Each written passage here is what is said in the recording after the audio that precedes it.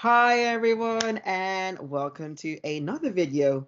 It seems like it's been a lifetime since we've done one of these. So today you're here with Tim, Dominic, Lisa, and the lovely Nick, who's joining us from ESC Bubble.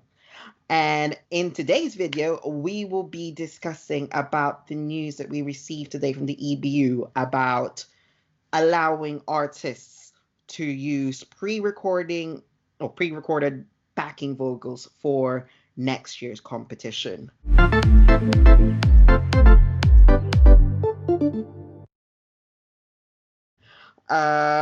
I have a quote here from the EBU, which said that, which asks, "What has changed in the rules in regarding to the using and backing vocals at the Eurovision Song Contest?" Which states, "In previous years, all vocals at the contest had to be performed live on stage by the lead singer and by any optional backing singers, whether it was on or off camera. With the lead vocalist and any accompanying vocal support must still perform live on stage, we are now giving broadcasters the option to include backing vocals on the musical backing track used in the performance by the delegation." So basically, you can add vocals on the backing track that they're playing when they're performing. And I'm gonna ask off by saying, Lisa, what do you think of it? Well, we know this is all about the slow progress to making Eurovision more like Melfest. And of course, I've been to Melfest now this year. I get it. You don't really notice the effect too much when you're there and enjoying the performances. I'm a little bit skeptical of this whole idea that, oh, we're doing it in mitigating circumstances for coronavirus and things, whereas I see it as, well, I've seen on Twitter Leslie Roy saying, "Oh, does this mean that I can now have a whole team of backing dancers now, and then also have these vocals on top?" It's not really cost cutting or saving if you're still going to take a bunch of dancers anyway. And then there's also the fact that what do you do about these smaller countries that people are struggling now as it is with getting their stuff out there during what's going on, and people losing their livelihoods at the minute. And it's like, well, what about these singers that have all their hopes on, okay, they're not going to be chosen maybe as the lead singer yet to go to Eurovision, but this is also a training ground for for countries like Montenegro and San Marino and stuff to sort of bring through artists as their backing singers, because we've seen in the past, like Cesar Sampson started out in Eurovision as a backing singer and then eventually got to go himself. So where does that leave all these sort of up and coming musicians now, is the way I see it, if they're just told, oh no, you're going to stay at home and record for an artist, but maybe not actually get to go. Mm-hmm. What are your thoughts on it, Dominic? I was also thinking the same as Lisa, that there are like so many backing vocalists that like can't come to the contest anymore, and maybe we don't need them anymore. I don't know, but they're also always like very passionate and very, as Lisa said, they started out as backing singers and then came to the contest as lead singers. That's the sad side of this whole thing, I think. Overall, I think it's a TV show, and yeah, I don't think the general public will think that there's something wrong or some changes now, because they just see the show. They want to be entertained, and I think it's good for the general public that they don't have like backing dancers hidden somewhere, or yeah, not part of the whole thing, but maybe dancers or countries can like maybe improve the visual performance of the whole thing. With a 1 year trial, yeah, I don't think it's a 1 year trial, because I mean they've seen it in Melfest for years how it works, and if Eurovision could be closely as successful as Melfest, it would be amazing. Like having the half of the continent like watching Eurovision would be like huge. I don't think this will ever happen, but I think it works perfectly in Melfest. We have like brilliant visual performances. We have, some lead singers with like shaky vocals, but okay. And I think in the past we also had at Eurovision that backing vocalists sometimes help the main singer in the chorus, that maybe the main singer was focusing on dancing and stuff, so that the backing vocalists did all the singing for them. And I think it's a good thing. It was coming at some point. Yeah. The next thing will be probably app voting, which I also love. Oh God, let's not get started on that. Let's not get that. Like having the heart and then beating in like different country flags, like how much they vote for the song. I don't know, it's just an idea. How about you? Yeah. How about you, Nick? What are your thoughts on it? Well, I thought Lisa made some compelling arguments, and she almost convinced me, but she didn't actually. We've moved away from the orchestra in the past, so it's about evolution and change, and I'm very much in favour of that. I'd say the move away from orchestra was a bigger move than changing the mix of the singing. The focus has always been on the main singer, on the whole, and yeah, backing singers have been used to cover up deficiencies with main singers, cough lipstick. So that's happened in the past, so we understand that. It's not permanent yet. It can always be changed back. Lisa makes a good point about delegation costs. Now, if, say, for example, Leslie Roy then brings a load of backing dancers instead, that it sort of like makes that argument seem null and void. So that I think there's some considerations got to be taken into account on that. I think the current rules stifle creativity in a way. You've had the issue where Joust has had to make applications, and there was an issue with Polly Jennifer as well. So I think it might encourage extra creativity around vocals, which I think is a good thing and more current. And as you've said, many national finals already allow this at the moment. And yeah, I guess it's an extra in the Melfestification, if that's a word, of the contest. So I think we're happy with that. And I think most importantly, we've got a new executive producer, Martin Osterdahl. He wants to make his mark, and this is him, I think, making his mark. He is guaranteeing we're going to have a contest next year, and he wants to do some things that change that. So that's my take on it. Okay, then on my view, then I can see the two sides of it. I can see that we're still in a pandemic where we might have to reduce how many people we've got the delegations have to bring to them to Rotterdam if they're allowed to go to Rotterdam.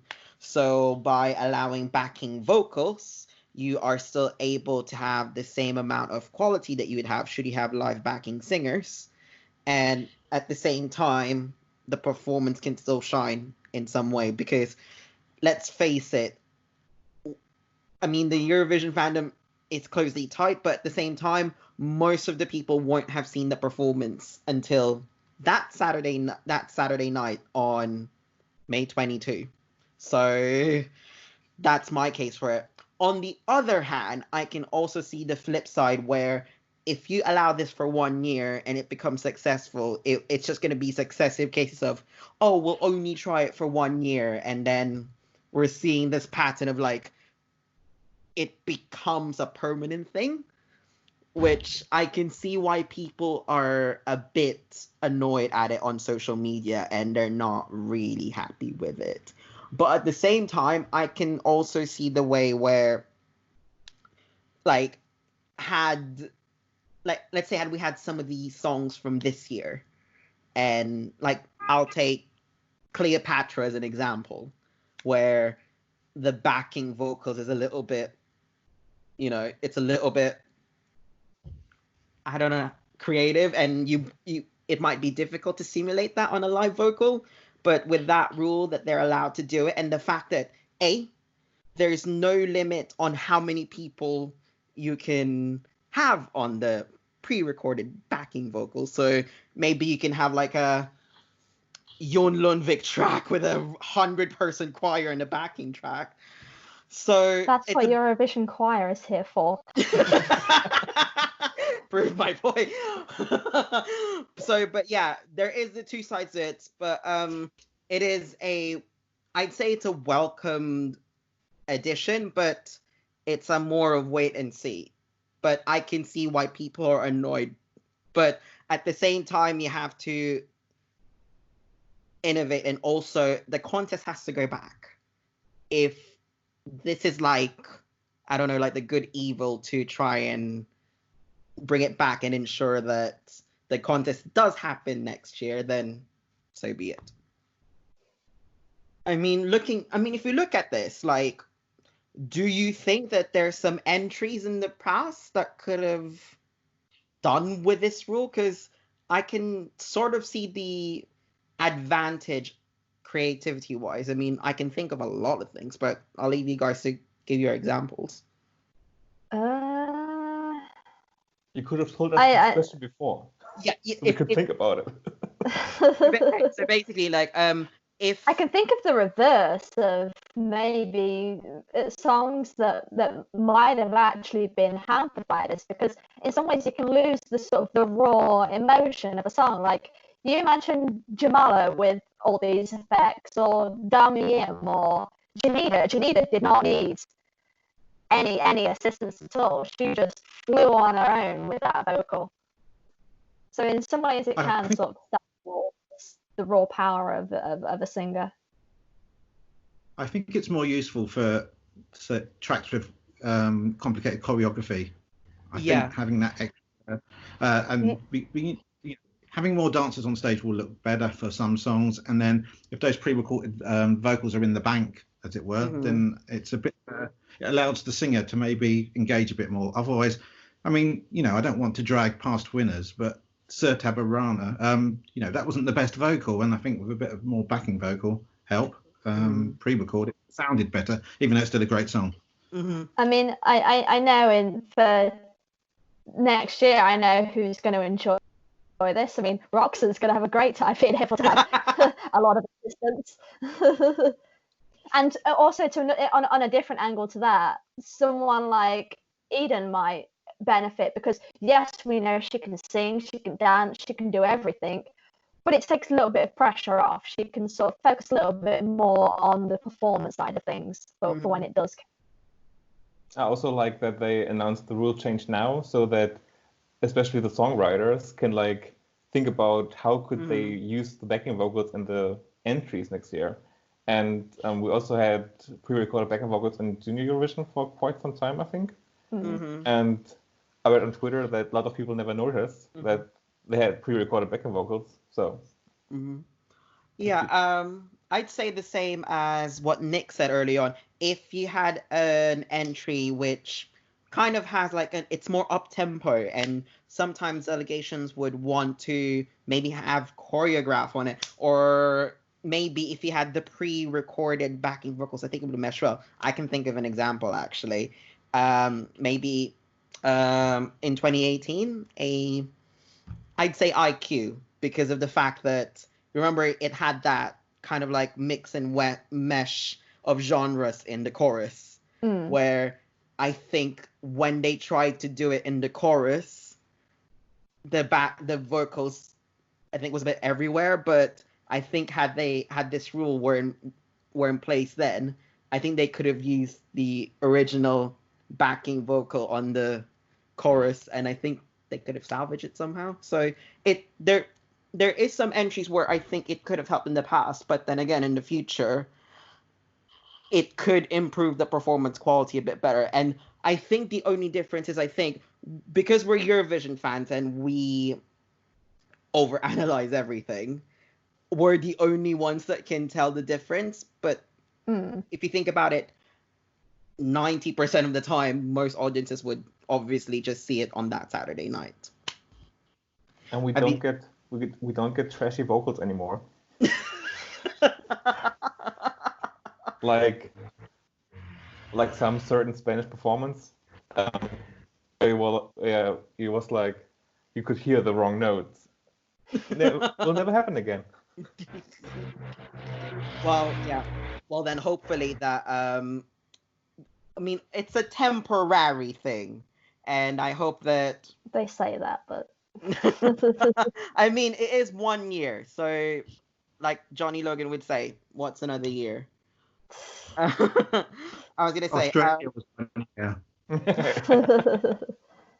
And here we are. Just saying. and just to round things off, is there a final point you guys want to make in regards to the new rules in regarding to the 2021 contest? I Nick? always have points. So you go first. I will just make a point of what my partner said to me earlier, in that it's a bit like having an international bowling tournament with the guardrails up. And I will leave it at that. Nick? I knew that was coming. I'm thinking about backing singers in the past who've done the choreo as well. They're going to get a lot more better choreo from people who've been given microphones and can barely sort of prance around the stage. So I think we're going to see much better visual performances from countries, and I'm excited to see it. Dominic? Yeah, kind of what Nick said. Like in the past, I always thought like with 6 people on stage, I was like, maybe they need 8 to make this look perfect. And now they have like a chance to kind of drop the backing vocals and more like into dancing stuff and make the performance look better. Mm-hmm. And I'm very curious to see what maybe some countries come up with a new rule and what they make of it. And I can't wait for rehearsals. Like, can they start next week? I think for me is I welcome it, but I'm more of a wait and see person. I need to see it in action. I mean, obviously we see it in most of the national finals, mostly in Melodifestivalen, but I wonder how the EBU is going to take it, because I know that Melfest is always like this body of art. It's like the Bible or whatever, but I have to wait in May if we get there. When we get there. When? Positive mental attitude. Yes. Yes. But yes, and I think we'll leave it at that. So these are our thoughts about the new backing vocals rule for the 2021 Eurovision Song Contest. What do you think? Let us know in the comments below or at social media over at ESC Extra. And if you liked our discussion, don't forget to press the like and subscribe button. And don't forget to push that notification bell to be notified when we have a video. And also, don't forget to follow us on all our social media accounts. That's at ESC Extra. Also, I want to say thank you to Dominic, Lisa, and also to Nick, who is from ESC Bubble. Don't know if you want to take this chance to promote your channel. Of course. Yeah. Follow us as well at ESC Bubble on Twitter, Facebook, and of course on Instagram. So thank you, ESC Extra. All right, then. So have a good day, everyone. Bye. Bye.